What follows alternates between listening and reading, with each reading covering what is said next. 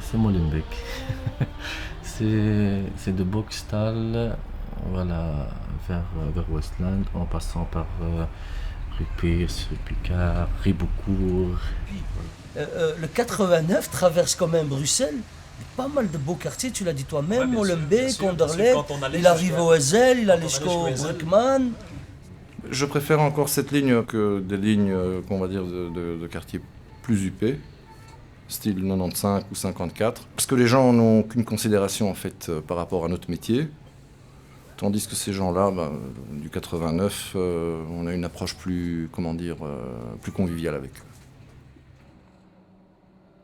Jamais eu de problème avec le chauffeur de bus. Je dis pas non, mais quelques-uns non, mais ils sont rares.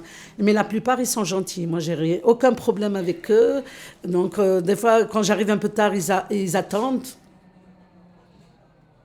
Alors, le 89, il est à éviter, donc, le mardi, entre 11h et 14h. Et le jeudi, idem. C'est jour de marché. Et donc, c'est le marché qui vient au bus, oui, tout à fait. Le bus au marché et vice-versa.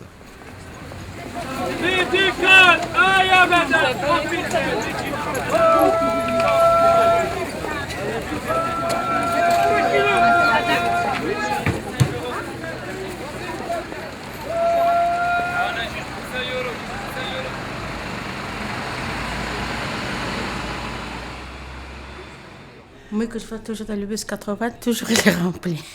Toujours les remplis. Avec la poussette, avec les gens les vieux comme ça. Les jeunes ne donnent pas la place pour les vieux. Ça, je le vois, il y en a beaucoup.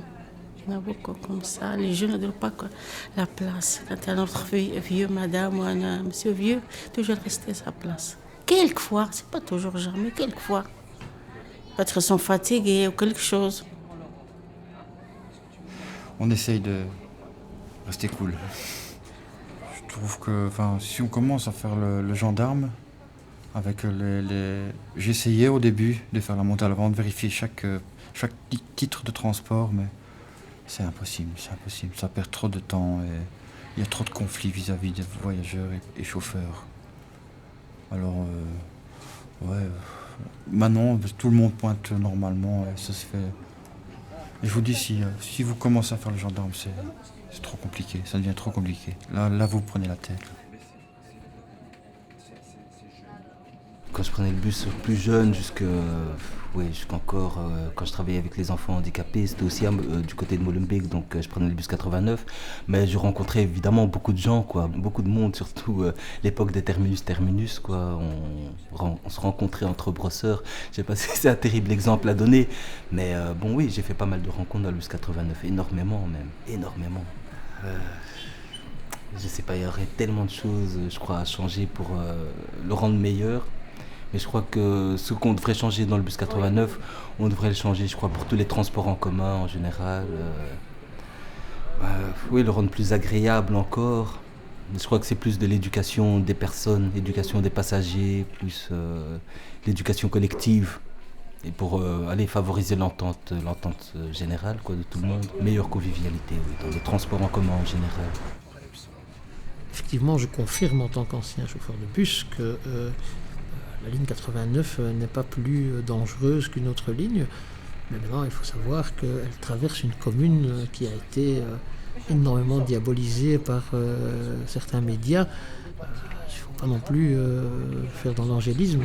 Il y a des problèmes à Molenbeek et évidemment qu'on peut vivre certaines difficultés dans le cadre, que ce soit pour les chauffeurs de leur travail, mais aussi des personnes qui utilisent cette ligne. Il y a certains quartiers où il y a des difficultés mais qui ne sont pas plus graves qu'ailleurs. Il y a surtout un sentiment d'insécurité. Non seulement je l'ai utilisé en tant qu'habitant de Molenbeek, évidemment, c'est une ligne mythique. Mythique pourquoi ? Parce que si on veut un peu associer le rêve avec le transport à Bruxelles et à Molenbeek, c'est une ligne qui permet de voyager. Je dis bonjour, moi ça me paraît le minimum, je veux dire, même si je ne connais pas la personne, je monte dans un véhicule, je dis bonjour. Et j'étais assez surprise de la réflexion du chauffeur qui m'a dit « Vous êtes la première personne qui me dit bonjour ». Or, on était à la fin de la journée. Le type, il a peut-être commencé, je n'ai pas demandé son horaire, mais moi j'étais vraiment choquée. Je lui ai dit, mais c'est un minimum. Il m'a dit non, on me dit jamais bonjour. Je me dis, tiens, c'est bizarre. Enfin, c'est un minimum, c'est des choses qui se perdent et je trouve ça dommage. Pourquoi on ne dit pas bonjour au chauffeur? Je veux dire, c'est quelqu'un d'important. C'est lui qui nous conduit d'un endroit à un autre. Si le chauffeur n'est pas là, on est très embêtés. Et puis, enfin, je sais pas. Voilà, moi je vois les choses comme ça, mais apparemment tout le monde ne les voit pas sous cet angle. Quand on est habitué à faire la même ligne, il y a des liens d'amitié, des liens amicaux qui se nouent avec les utilisateurs. C'est une ligne où on dit plus souvent bonjour que dans certaines autres lignes, par exemple. Et un bonjour dans différentes langues, c'est ça qui est assez extraordinaire. C'est en arabe, en turc, en néerlandais, en français, en swahili, enfin, moi je vous laisse un peu imaginer.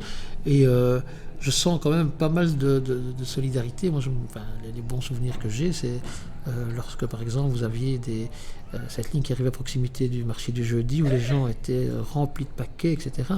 Vous aviez comme ça des gens qui n'hésitaient pas à descendre pour aider les mamas à monter avec leurs paquets.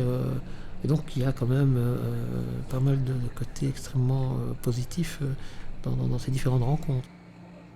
C'est très vivant, hein.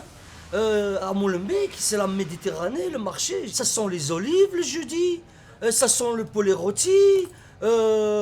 Ato un euro, toto un euro piasto. Tu l'entends même du bus quand il est à l'arrêt, là, quand il attend, quand il est en double fil.